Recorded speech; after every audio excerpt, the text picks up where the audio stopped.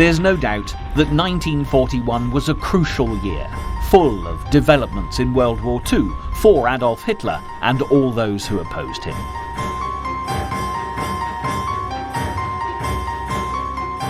With France now controlled by the Germans, Britain had been left to fight on alone, taking the full brunt of the Nazi attack. Despite all expectations, however, they were able to weather the storm, and by April, Germany had changed tactics, resorting to the bombing of British seaports rather than targeting the nation's towns and cities, in an attempt to dominate at sea after losing the Battle of Britain way back in 1940. In the Mediterranean, Germany was dealt a bitter blow by the Allies at the Battle of Matapan. But with Hitler's great favourite, General Erwin Rommel, beginning his march into Allied-held territory in North Africa, the global conflict was spreading.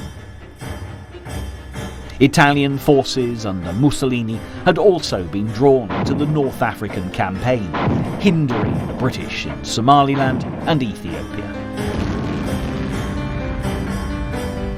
For Britain's Prime Minister, Winston Churchill, who'd already proved himself to be a worthy opponent for Adolf Hitler, securing support from America was vital. And although President Roosevelt had done all that he could, the people of the USA were still staunchly against entering the war to fight for the Allies.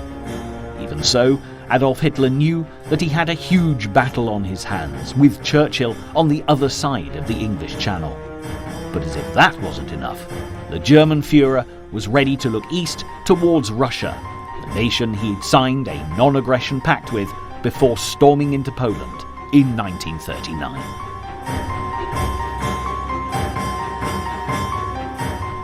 Would Hitler dare to go back on his word and attack the Soviet Union before completing his plans to invade Great Britain?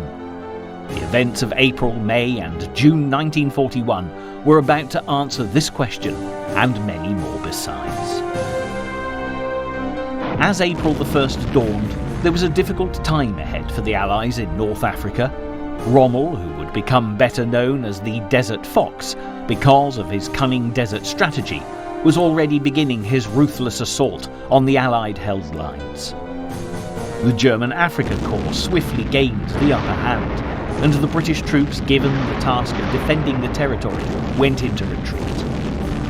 Rommel was pleasantly surprised at the ease with which this happened and moved his troops towards Benghazi, and on the 3rd of April took Libya's second city.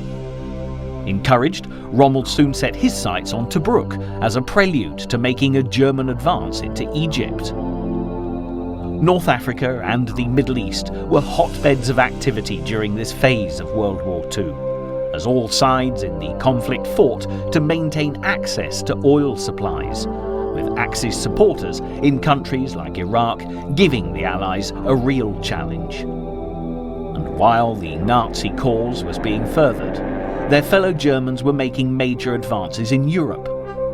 By the 6th of April, Nazi forces were employing their incredibly successful blitzkrieg tactics wherever they went, and the Allied troops stationed in Greece were quickly defeated. Again, the Allies were forced into retreat, and Hitler's domination was increasing daily.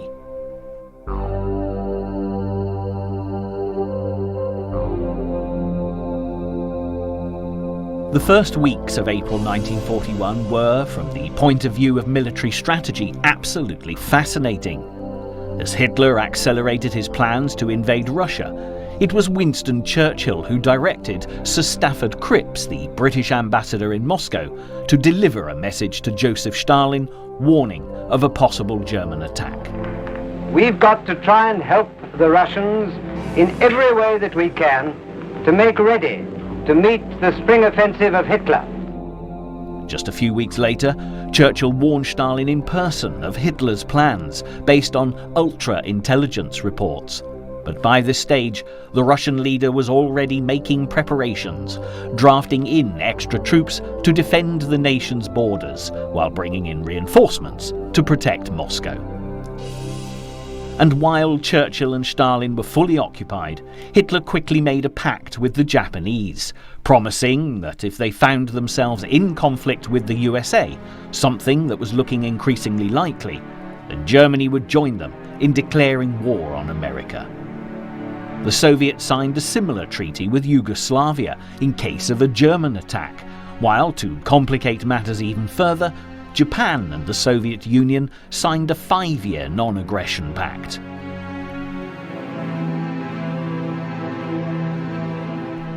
With so much tactical manoeuvring going on and switching of allegiances, it was difficult for anyone to predict what was going to happen next. But for those being targeted by Adolf Hitler, the most imminent threat was all they had time to worry about.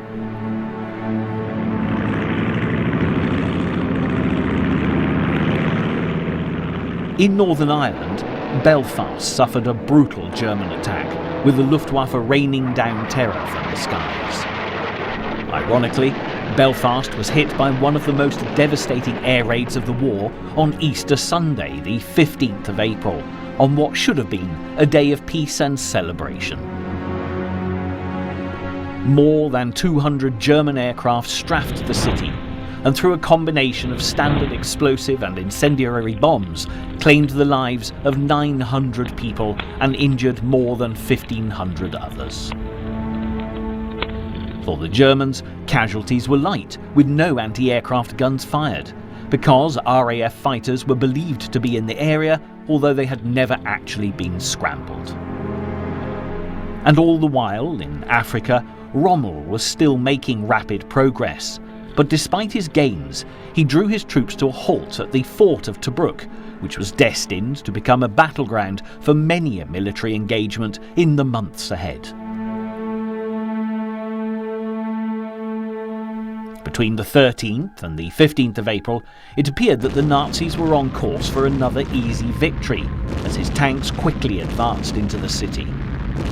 But his tanks became trapped as the Allies made the most of the situation, marking the beginning of a siege, the outcome of which was never going to be a foregone conclusion. The Germans were also very active just across the Mediterranean, as Hitler made plans to attack the island of Crete, which would be codenamed Operation Mercury.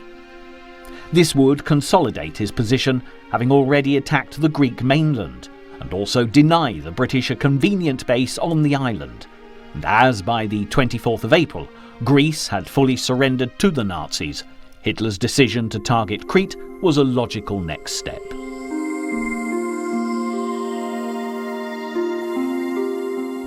And still the political manoeuvring continued. Roosevelt proposed transferring part of the US fleet to the Atlantic Ocean, and Winston Churchill was happy to support the move. Although the Americans were yet to join the Allies fully in the war effort, their contribution, supporting from the sidelines, was invaluable.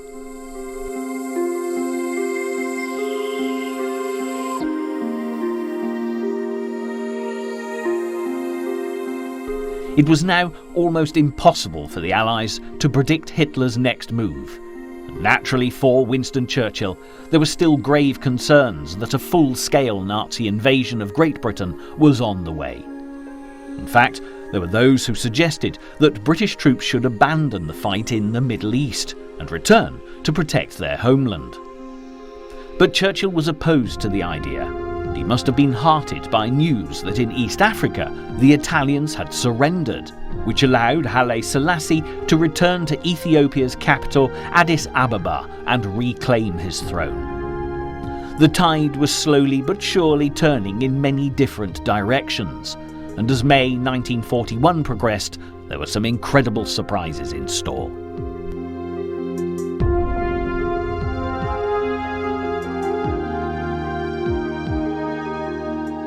One of the most incredible of them all came on the 10th of May, when Hitler's second-in-command, Rudolf Hess, was discovered with a broken ankle in a Scottish field. Interestingly, despite his long and loyal devotion to Hitler, Hess had often been overlooked as praise was lavished upon his more vociferous rivals for the Führer's attention, Hermann Göring and Joseph Goebbels. Although there are all manner of conspiracy theories, it's generally believed that dissatisfaction with Hitler's leadership caused Hess to undertake a solo mission, flying to Britain to broker a peaceful conclusion to the hostilities with Winston Churchill. By this time, there was a growing German resistance, already working towards assassinating Adolf Hitler, so Hess would have by no means been alone in feeling that the Führer's days were numbered.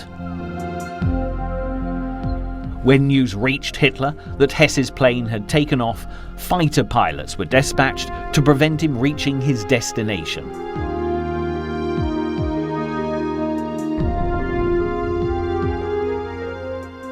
Hess managed to reach Scotland before he had to bail out, which is how he came to break his ankle. For Hess, the war was over.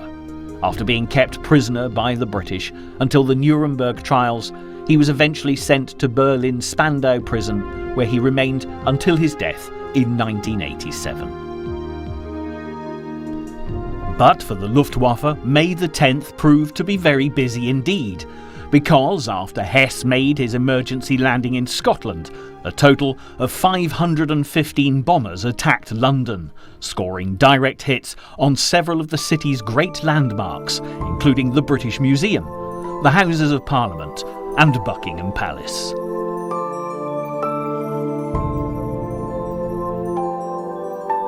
The number of casualties grew to staggering proportions, making this the highest death toll for a single raid throughout the war, claiming 1,364 lives, while over 1,600 were left injured.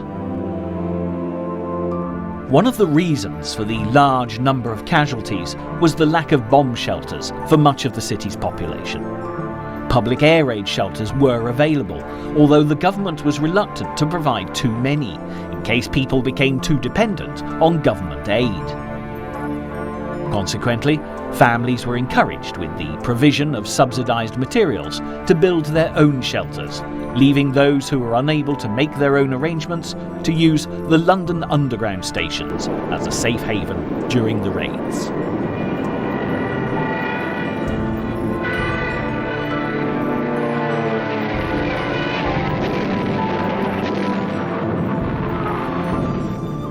Although the losses suffered by the people of London that fateful night were without doubt devastating, there was some consolation.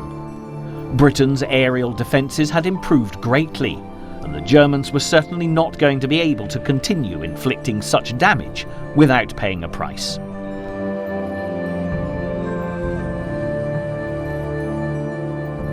At this point in the conflict, the average Nazi fighter plane casualties per raid had increased from just 28 in January of 1941 to 128 by mid-May. This was largely due to the improvements in technology, both on the ground and in the air. Radar allowed ground crews to be ready well before the raids began, and with airborne radar fitted to some British aircraft, RAF pilots were able to successfully engage the enemy, especially at night when visibility was severely reduced. Unlike Belfast, London also had a large contingent of anti-aircraft batteries, which allowed for a steady rate of fire against the Luftwaffe, and this certainly made a huge contribution to reducing the German Air Force's effectiveness. Hitler's aerial attacks against his enemies using a blanket of firebombs to cripple industry and destroy housing, breaking the spirit of the people, had brought him great success, but Londoners were made of sterner stuff.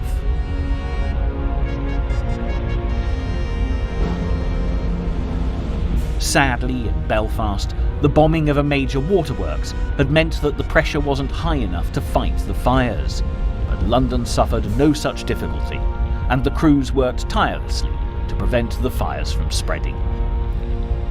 As many of those from the emergency services were now fighting for their country, volunteers took their places, and members of the Home Guard really played a crucial part in stopping London from burning. And there was a great deal of work to be done, so as well as firefighters and first aiders, these brave volunteers also took on tasks like running for the Blitz scouts, who were responsible for guiding fire engines and ambulances through the worst of the flames and the rubble to get to the injured. After this raid on London, a further wave of Luftwaffe bombers hit Birmingham just 6 days later, and thankfully did much less damage.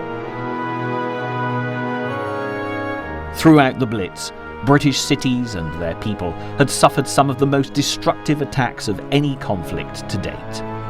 However, they were not the only nation to be attacked in this manner during World War II. And as the war shifted more in the Allies' favour, British and American bombers would target German cities with equally devastating consequences. Aerial bombardment was one of the more devastating acts of war used throughout the conflict between the Allied and the Axis powers.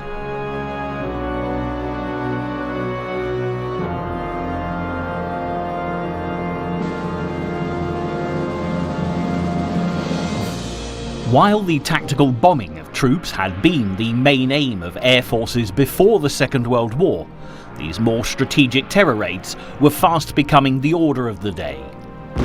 Focusing on destroying industry and crippling the economy of a country was a major consideration, while terrifying civilians and breaking their spirit was another major aim.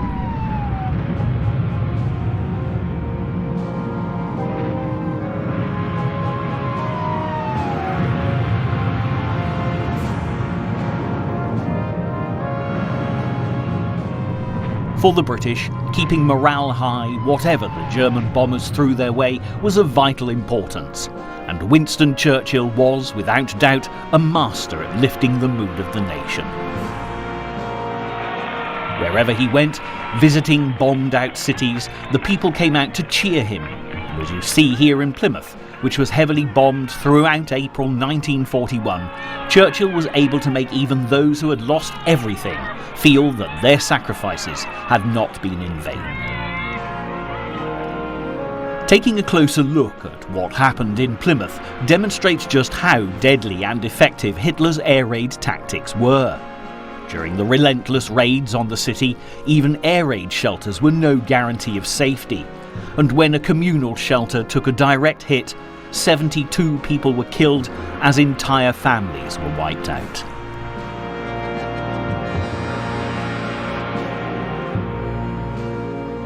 Not surprisingly, by the beginning of May, plans were put in place to evacuate the city's children, and they were sent off to the relative safety of North Cornwall on the 3rd of May, the day after Churchill's visit.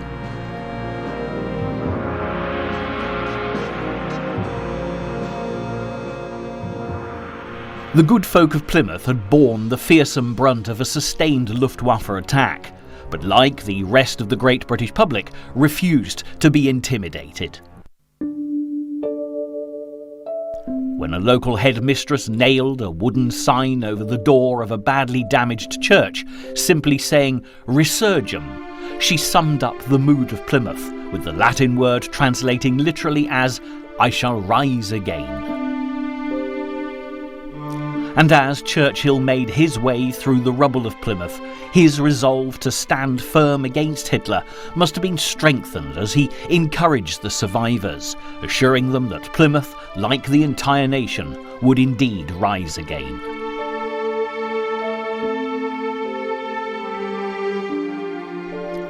But with British cities like London, Belfast and Plymouth, to mention but a few, suffering such heavy bombardments, a counterattack against the Germans was inevitable. Throughout April and early May, Hamburg and Berlin were both hit repeatedly by RAF bombers, although they could not inflict the kind of damage the Luftwaffe had on British cities. Nevertheless, just as Hitler had tried to break the British spirit through the Blitz, the RAF certainly dented German morale, even though the bombing raids did relatively little damage.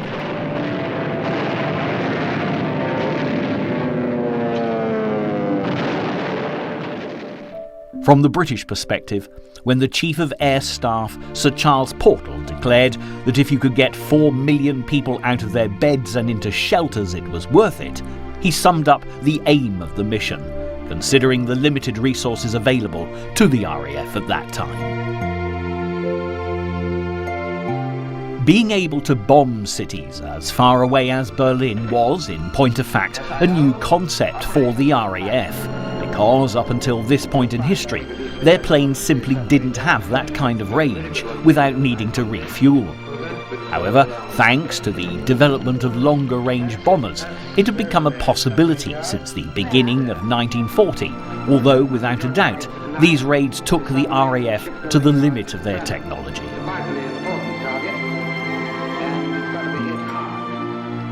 Consequently, these attacks on German cities had to be conducted during the summer months, when the hours of light were longer.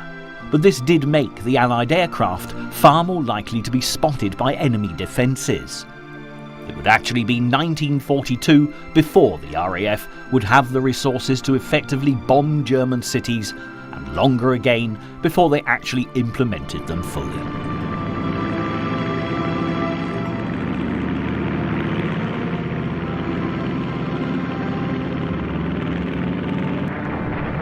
Meanwhile, back in North Africa, the siege of Tobruk was continuing, but the Chief of British Middle East Command, General Archibald Wavell, saw an unexpected window of opportunity.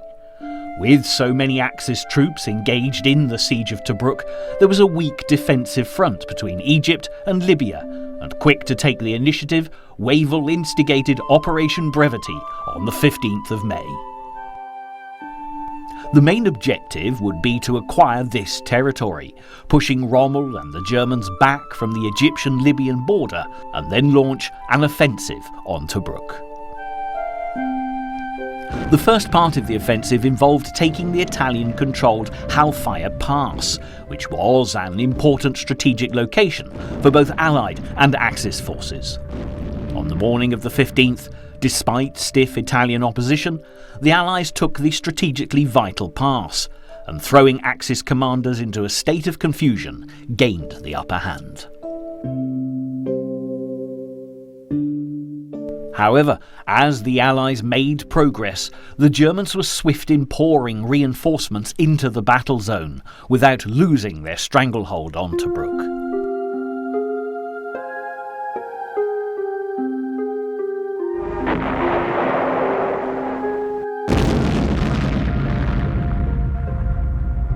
The engagements were hard fought in difficult conditions, and the Allied casualty numbers started to rise dramatically.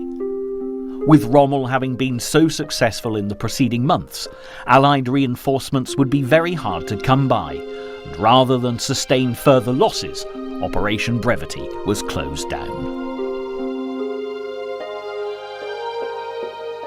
Retreating back to the Halfaya Pass, the Allies did all they could to hold this strategic position.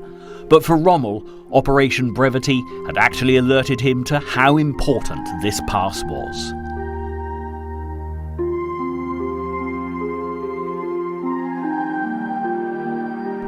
It gave whoever held it a safe supply route through the region, and the Allies were not able to hold it for long, as the Germans launched Operation Scorpion to take it back on the 27th of May, in effect reversing all the territorial gains that had been made as a result of Operation Brevity.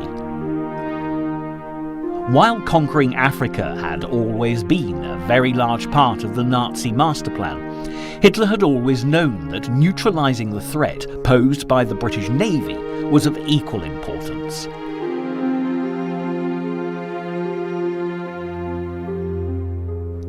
The main purpose of the Battle of Britain back in 1940 had been to destroy the RAF fighter planes, to prevent them coming to the aid of British battleships when Germany was ready for a full-scale invasion.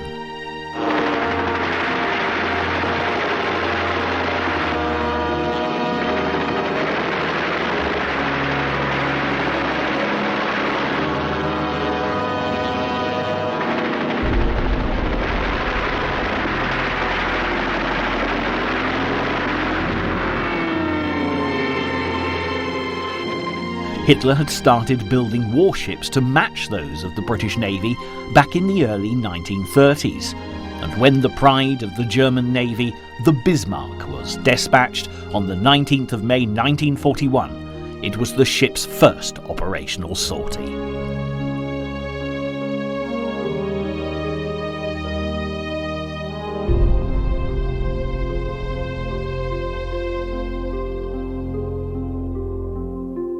The Bismarck's mission had been to intercept and destroy Allied convoys in transit between North America and Great Britain.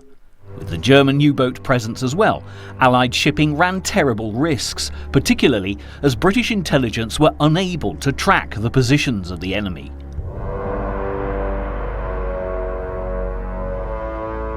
However, on the 9th of May, there was a glimmer of hope, because when Allied forces boarded a captured German U-boat, they were able to recover an Enigma cipher machine and the German code books.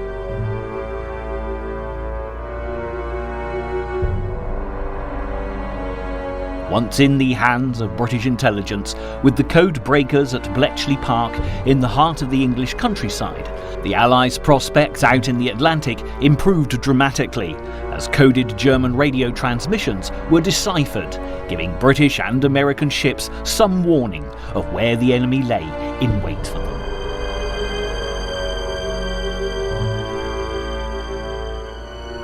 As the Bismarck, along with the Prince Eugene, a German heavy cruiser, attempted to break out into the Atlantic, they were spotted by the British Royal Navy, and the Battle of the Denmark Strait began. The major casualty of the engagement was the flagship of the British Home Fleet, HMS Hood, and when news reached Winston Churchill in London, he angrily demanded that the German ship responsible, the Bismarck, be hunted down and sunk.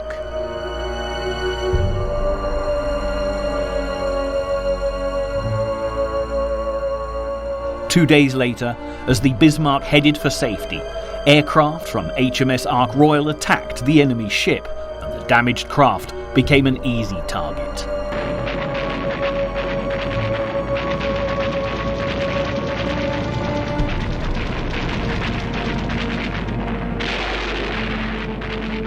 On the 27th of May, the Bismarck was finally sunk, and at last the people of Britain, still reeling from the efforts of the Blitz, had something to celebrate. The capture of the German Enigma machine on the 9th of May, and the subsequent breaking of the latest enemy codes, certainly proved to be of great benefit to Allied shipping, but the implications were actually far more widespread. When Adolf Hitler's plans for Operation Mercury, the invasion of Crete, were put into action because of Ultra, the deciphered Enigma coding, the Allies were already aware that an attack was imminent. With the help of the island's civilian population, the Allies fought fiercely to resist the German airborne invasion, and they inflicted heavy losses on the Nazi paratroopers.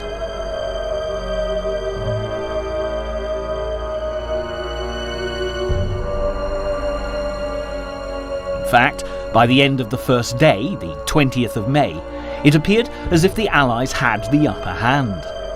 But the battle was far from over, and due to miscommunication, the Germans managed to take Malem airfield to the west of the island, which meant reinforcements could be flown in, overwhelming the Allies. After 10 days, the Germans were victorious, and General Wavell had no choice but to authorise the Allied evacuation of Crete, leaving the island under Nazi control. However, although Hitler decided that there would be no more large-scale airborne operations due to the heavy German losses at the outset of the Battle of Crete, the Allies were very impressed and started to look at using paratroopers in the future, building their own airborne divisions.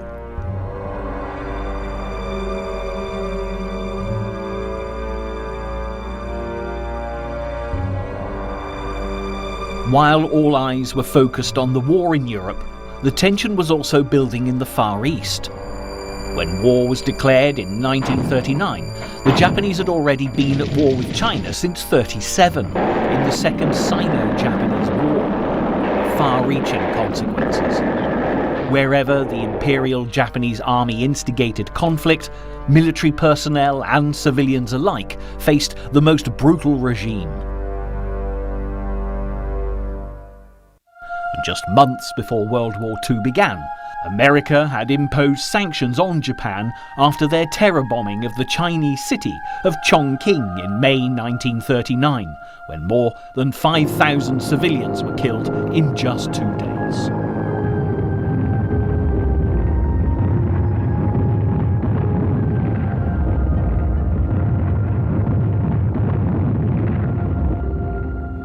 An embargo was put upon the export of airplane engine parts to Japan from America, and as time went on and the Japanese showed no sign of halting their relentless quest to dominate the Far East, further sanctions were destined to follow. News of an earlier attack by the Japanese on the city of Nanjing, where the most appalling atrocities were committed against a civilian population, had also reached the West. As well as imposing sanctions against the Japanese, President Roosevelt had also been providing aid to China. During World War II, Chongqing came under numerous Japanese attacks, and as Germany and Russia prepared for a bitter battle, the Japanese bombed Chongqing yet again. On the 5th of June 1941, a largely undefended civilian population were targeted as the Air Force of Imperial Japan flew more than 20 sorties over the city, bombing continuously for more than 3 hours. The actual number of casualties were not recorded, but some 4,000 local residents were asphyxiated after a tunnel they were hiding in collapsed, trapping them below ground. For the people of China, as for those of any nation the Japanese conquered, these were truly terrible times, with Japan's policy of the 3 alls: kill all, burn all, loot all. No quarter was ever given, and for the Americans still poised upon the sidelines of the conflict, the alarm bells over Japan's barbaric behaviour were now ringing loud and clear. But for the time being, the mighty USA had to be content with ever-increasing sanctions and an embargo on trade with Japan. Oil would soon become a major issue, as the Americans were preparing to stop supplying the Japanese, who, of course, had no natural resources of their own. They desperately needed American oil to keep the cogs of their military machine turning, something President Roosevelt was well aware of. However, backing the Japanese into a corner would have consequences that he could never have imagined. While Japan remained an ominous presence to the east, Roosevelt was also concerned about developments in the European war to the west. The American people had been fiercely opposed to joining the war against Nazi Germany, but while the British continued to struggle through bomb raids and the Blitz, public opinion regarding the war in Europe had started to thaw a little. Daily radio broadcasts gave the Americans the opportunity to follow their progress in extraordinary detail. Reports were often conducted at street level as Londoners rushed for their bomb shelters, and while British resolve remained as firm as ever, the American people began to foster a deep respect for the beleaguered nation.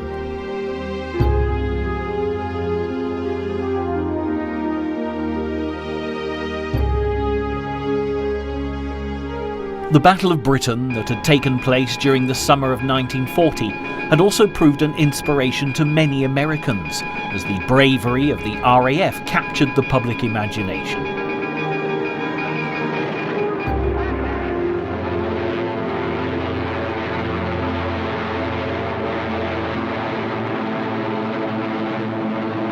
Hundreds of US citizens had started volunteering for service in the RAF, hoping to play their part in the attempt to stop Hitler in his tracks and ensure Nazism did not become a dominant force in the world. Even famous actors signed up to do their part, with James Stewart registering for service with the US Air Force in early 1941 and Clark Gable a year later. Soon support for the British increased to the point where an all-age short-of-war system was implemented, providing much-needed backup for the Allies. Earlier in 1941, Churchill had called on Roosevelt for help, imploring that the US president give us the tools and we'll finish the job. And by March, Congress had passed the Lend-Lease Act. American warships were also sent to escort Allied merchant shipping crossing the Atlantic Ocean, so that much-needed supplies could reach the British mainland, while the Nazi U-boats continued to prowl the seas. Support for the European war was extended even further when steps were taken to freeze German and Italian finances. As the Nazis had marched through the nations and cities of Europe, they'd seized gold from many banks, and more hauntingly, had even confiscated money and possessions from concentration camp victims and other civilians. Much of what they'd stolen was now being stored in the US and was a major part of their wartime funding. When all assets held by Germans and Italians within the United States were frozen on the 14th of June, it dealt a major blow to the Nazis as tensions on a global scale continued to rise. Nevertheless, while the American president did all he could to help Britain and the Allies, there were many of his countrymen who were strongly against Roosevelt's moves to aid the European war. Public figures like Charles Lindbergh, the famous American aviator, believed that the war with Hitler was a European affair and that the real enemy of the United States was Communist Russia. He believed that sending any sizable force to the aid of the British would leave America open to attacks from the Soviet Union, which he was convinced would result in the destruction of Western civilization. But Lindbergh couldn't have been any further wide of the mark, because while Britain braced itself for the invasion Hitler had promised on the heels of the Luftwaffe's aerial bombardment, the Soviet Union was about to become the next victim of Adolf Hitler's master plan for world domination. Despite the non-aggression pact signed between the Soviet Union and Germany in August 1939 and their joint invasion of Poland, Hitler always had an Eastern campaign on the agenda. His perception of the Soviet Union was as a nation populated by ethnic Slavs ruled by Jewish Bolshevik masters.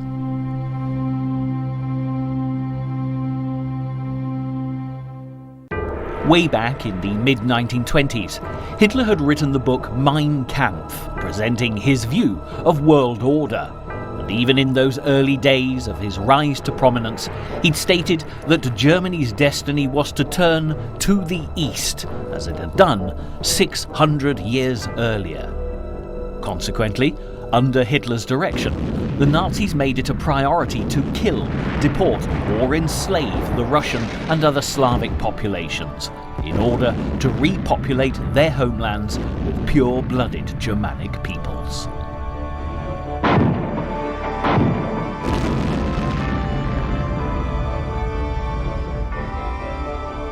However strong as Hitler's hatred of Jews and Bolsheviks was, there were other driving forces that motivated his persistent desire to conquer nations to the east of Germany as well as to the west. Hitler undoubtedly recognized the enormous wealth of the Soviet Union, a land rich in precious resources, which he was convinced could serve as the equivalent of India to the British for the Third Reich. So as Stalin continued to build up his Red Army, using the very same materials that Germany were coveting for their war effort, the urgency for an attack on the Eastern Front began to grow. The fact that Stalin had control of materials vital to the Nazi war machine was far from ideal as far as Hitler was concerned, and when the Soviet Foreign Minister Molotov visited Berlin in November 1940, the Führer's disquiet about the Russians' power escalated. With the Soviet Union in such a strong economic position, Hitler realised that he may be forced to bend to any demand Stalin chose to make, and he was determined not to lose a moment in his preparation for an Eastern campaign.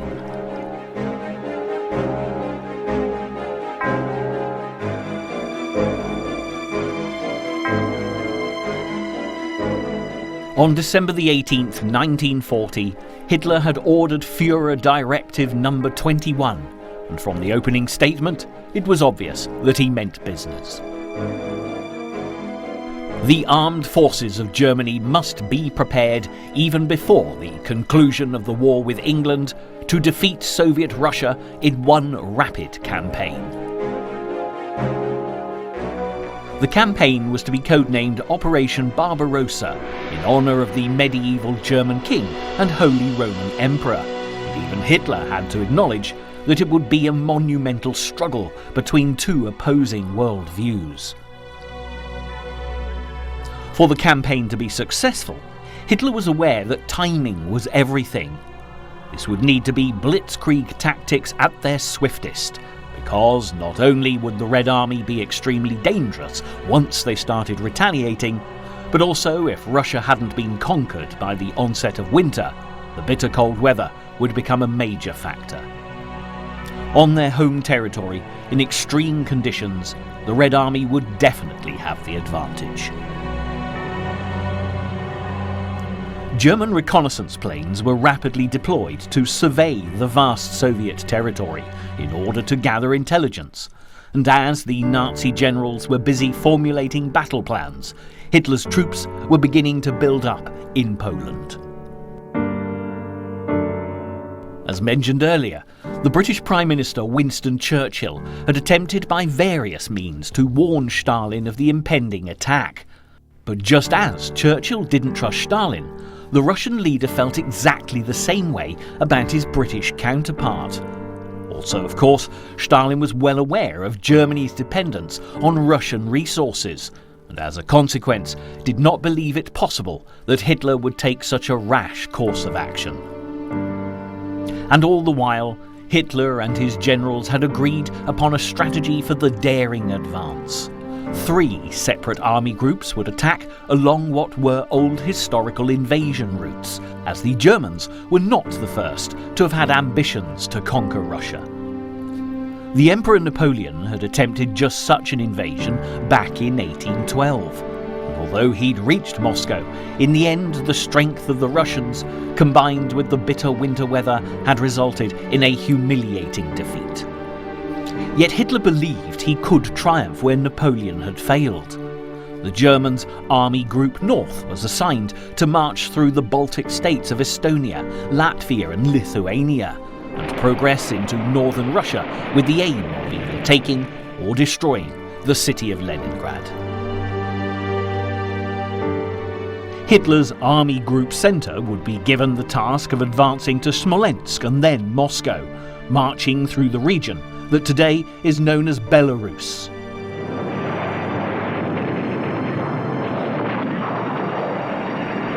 In the meantime, Army Group South was to strike the heavily populated and agricultural heartland of the Ukraine, taking Kiev before continuing to the east, all the way to the River Volga and the oil-rich region of the Caucasus.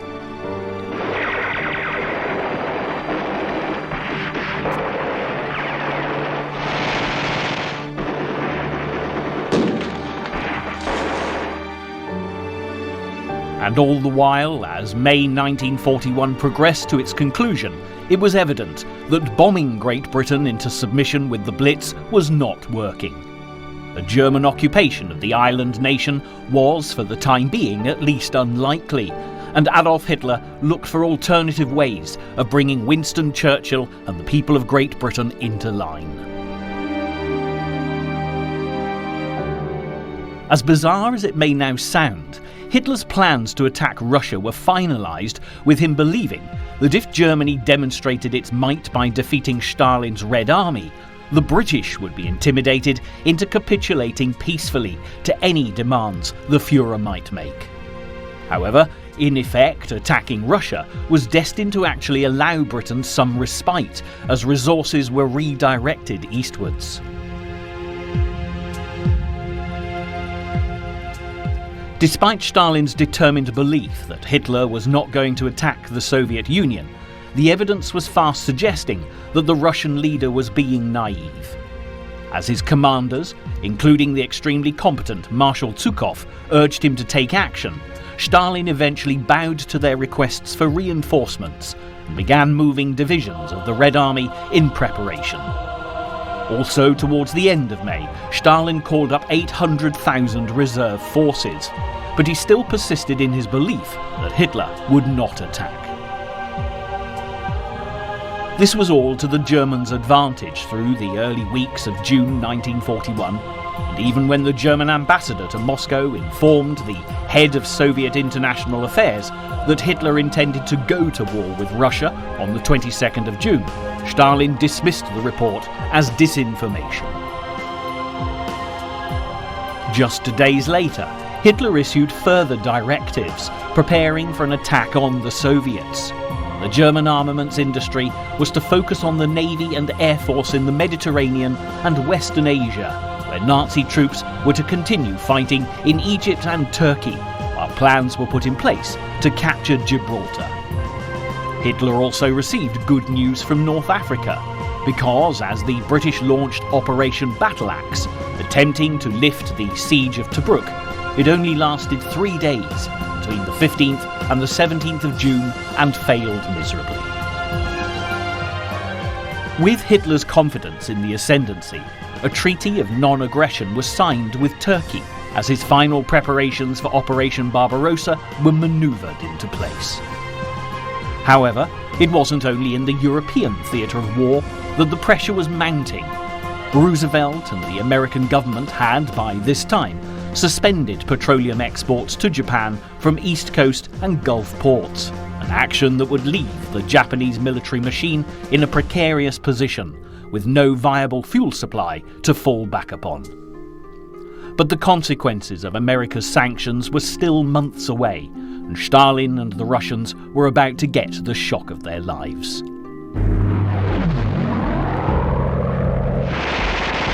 In the early hours of Sunday the 22nd of June 1941, just as the Russians had been previously told, Operation Barbarossa began with the bombing of major Soviet cities by the Luftwaffe.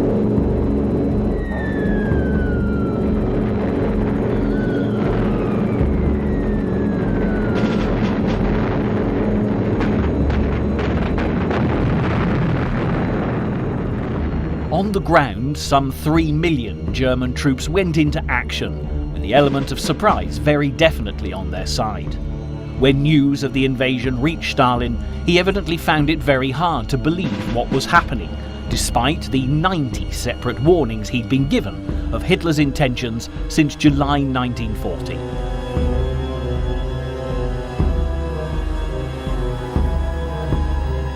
In fact, when Marshal Zhukov telephoned to speak to Stalin directly, the Russian leader was, by all accounts, completely silent. Zhukov asked, "Do you understand what I said, Comrade Stalin?" And when it was evident that he did not, Zhukov had to repeat the information all over again. Consolidating their position, the Luftwaffe also worked extensive reconnaissance, monitoring the Soviet response. Having destroyed almost 4,000 Russian aircraft in the first 3 days, were able to support German troops moving at devastating speed on the ground. The Soviet Defense Minister, Marshal Timoshenko, was swift to call for men, horses and vehicles to be supplied for the war effort, as well as directing what was left of the Soviet Air Force to target German aircraft. It's interesting to note that Winston Churchill responded with an evening radio broadcast on the day of the invasion, offering help to the Russians fighting for their homeland. However, in the days that followed, the American response was perhaps less sympathetic, if the thoughts of the future US President, Harry S. Truman, were anything to go by, when he remarked that it was a very good thing for Germany and Russia to be at war, and that he sincerely hoped they would finish each other off.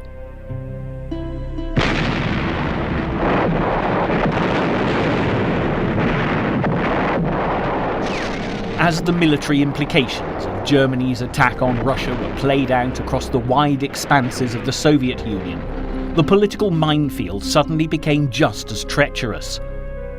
There was no doubt that Hitler had awoken a sleeping giant, although it would be some months before the Germans would fully realise the enormity of the task that they'd been charged with.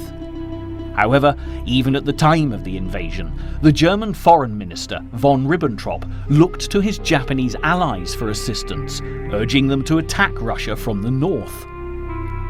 But Japan was busy formulating a major offensive against the USA, and made it clear that they'd wait until the Germans had at least captured Moscow and reached the Volga River before joining the battle against the Soviets. Even so, as the weeks of June passed, the Russian Red Army had quite enough to contend with as the German thrust gathered momentum. At this point, the Russians were still in a state of chaos and disarray.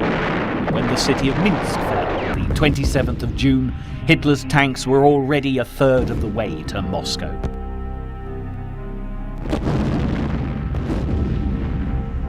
As 1941 reached its halfway point, nobody could have predicted what was going to happen next. Suddenly, for the British, the Russians were no longer fighting alongside the Germans, and the beleaguered Winston Churchill was keen to hold out an olive branch to Joseph Stalin. In peacetime, they would have been on opposing sides of any argument, but throughout history, war has always made for strange alliances, and this was no exception. With Roosevelt's help from the sidelines, Churchill had come a very long way. But without America fighting fully for the Allies, the British Prime Minister would welcome the Russians into the fray, if not with open arms, then with a grudging acceptance of Britain's situation. Churchill was convinced that destroying Hitler and his Nazi regime as quickly as possible was vital. If an alliance with Russia made this more likely, then that was how he would proceed. We know it will be hard. We expect it will be long. We cannot yet see how deliverance will come, or when it will come. But nothing is more certain than that every trace of Hitler's footsteps, every stain of his infected and corroding fingers will be sponged and purged, and if need be, blasted from the surface of the earth. Hitler's objective to intimidate the British into capitulation had, ironically, served only to strengthen their resolve and their position with the mighty Russians as allies. And as the Nazi dictator planned his next move, events in the Pacific theatre of war were poised to dominate the remainder of 1941. Before the year was out, Hitler would be at war with the three major world powers, Great Britain, Russia and the USA, as the Japanese prepared to alter the course of history.